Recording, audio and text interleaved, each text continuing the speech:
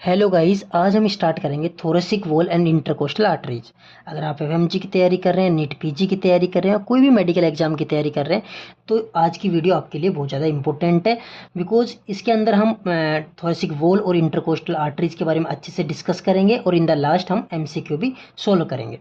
चलो स्टार्ट करते हैं। न्यूरोवास्कुलर अरेंजमेंट इन intercostal space.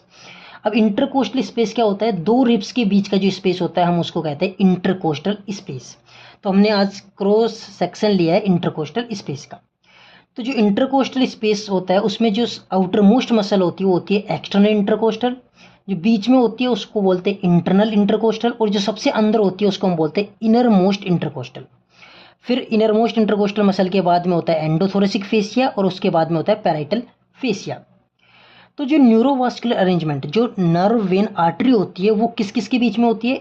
Internal intercostal muscle और इनर मोस्ट इंटरकोस्टल मसल, इन दोनों मसल्स के बीच में होती है न्यूरोवास्कुलर अरेंजमेंट।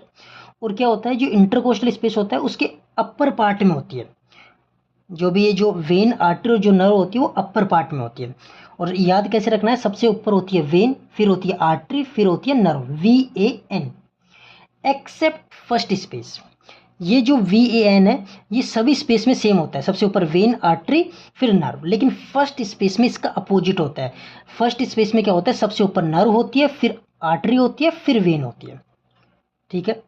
अब हम बात करते हैं नर्व ब्लॉक। अगर हमको कोई भी नर्व वगैरह ब्लॉक करनी होती है तो हम निडल कहाँ पे इंसर्ट करेंगे?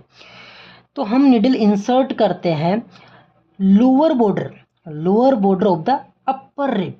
अपर रिब की लोअर बॉर्डर में हम इंसर्ट करते हैं। क्यों? क्योंकि न्यूरोवास्कुलर अरेंजमेंट तो वहीं है। अब हम बात करते हैं प्लूरल टैप। अगर प्लूरल टैप करना है तो हम निडल को इंसर्ट करते हैं upper border of the lower rib. अब हम बात करते हैं प्लूरल टैप क्या होता है। प्लूरल टैप का मतलब होता है जो प्लूरल स्पेस होता है वहाँ पे जो फ्लूइड या फिर कोई एयर वगैरह भर जाती है तो हम उसको बाहर निकालने के लिए हम क्या करते हैं? प्लूरल टैप करते हैं। अब बात करते हैं अप्लाइड एनाटॉमी की। तो यहाँ पे भी वही लिख रखा है जो भी आपको मैंने बताया। प्लूरल टैप क्या होता है? तो प्लूरल टैप के अंदर क्या करते हैं? हम निडल इंसर्ट करते हैं at upper border of lower rib. ये अपर रिब थी, ये लोअर रिब है, और इसकी अपर बॉर्डर पे, तो upper border of the lower rib. अब बात करते हैं इंटरकोस्टल नर्व ब्लॉक।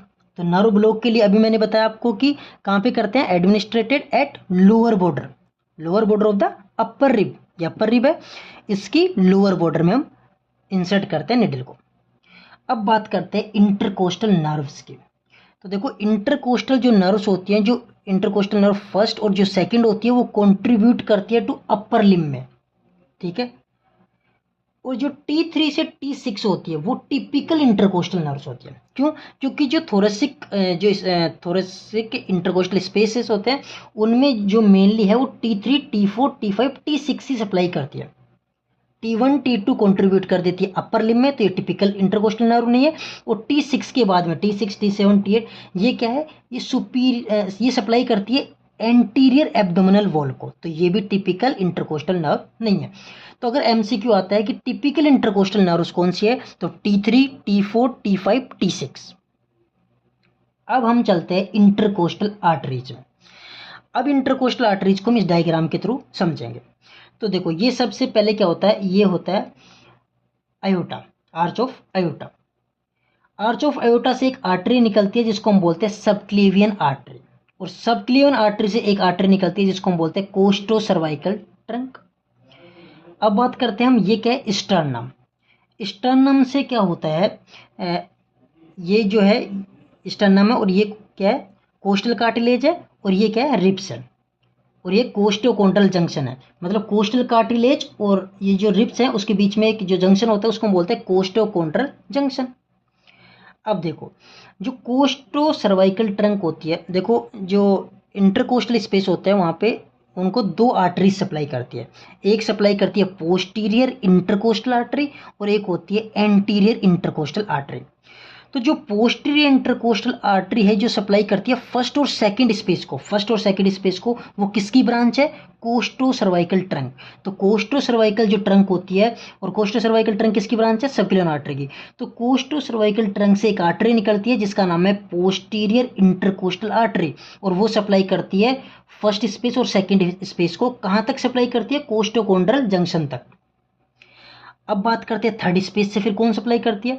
तो third space, fourth space, fifth space, ये जितने स्पेस बच गए उनको सप्लाई करती है direct branch of the iota. Iota से डायरेक्ट आर्टरी निकलती है पोस्टीरियर इंटरकोस्टल आर्टरी, और वो सप्लाई करती है थर्ड स्पेस से, थर्ड फोर्थ फिफ्थ जो भी आगे स्पेस है। लेकिन फर्स्ट और सेकंड को कौन सी सप्लाई करती है? जो कोस्टो सर्वाइकल ट्रंक से जो ब्रांच निकलती है पोस्टीरियर इंटरकोस्टल आर्टरी की। ठीक है, अब बात करते हैं एंटीरियर इंटरकोस्टल आर्टरी। तो जो एंटीरियर इंटरकोस्टल आर्टरी होती है वो ब्रांच होती है किसकी? सबक्लेवियन आर्टरी की। पोस्टीरियर इंटरकोस्टल आर्टरी किसकी ब्रांच थी? कोस्टो सर्वाइकल ट्रंक की। एंटीरियर इंटरकोस्टल आर्टरी किसकी ब्रांच है? सबक्लेवियन आर्टरी की।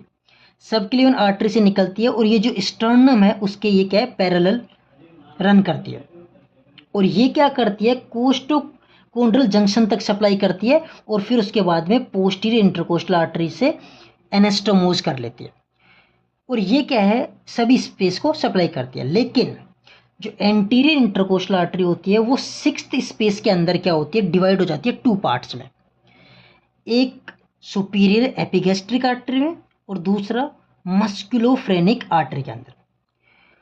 ठीक है, ये दो आर्टरीज में डिवाइड हो जाती है। अब हम बात करते हैं, जो भी मैंने आपको समझाया उसके बारे में हम बात करते हैं। देखो, पोस्टीरियर इंटरकोस्टल आर्टरी, जो पोस्टीरियर इंटरकोस्टल आर्टरी होती है फर्स्ट और सेकंड, अभी मैंने आपको बताया जो पोस्टीरियर इंटरकोस्टल आर्टरी होती है, जो पोस्टीरियर इंटरकोस्टल आर्टरी होती है फर्स्ट एंड सेकंड, वो किसकी ब्रांच है? कोस्टो सर्वाइकल ट्रंक की ब्रांच है।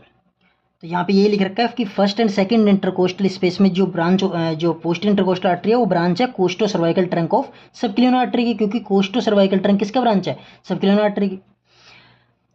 रिमेनिंग इंटरकोस्टल स्पेस के अंदर जो रिमेनिंग बच गया है थर्ड फोर्थ फिफ्थ, वो किसकी वो कहाँ से निकलते हैं? Direct branch of the iota से। ठीक है, अब इसका कोर्स मैंने बताया कि distal part of the ribs से जाती है और कोस्टोकोंड्रल जंक्शन तक ये सप्लाई करती है।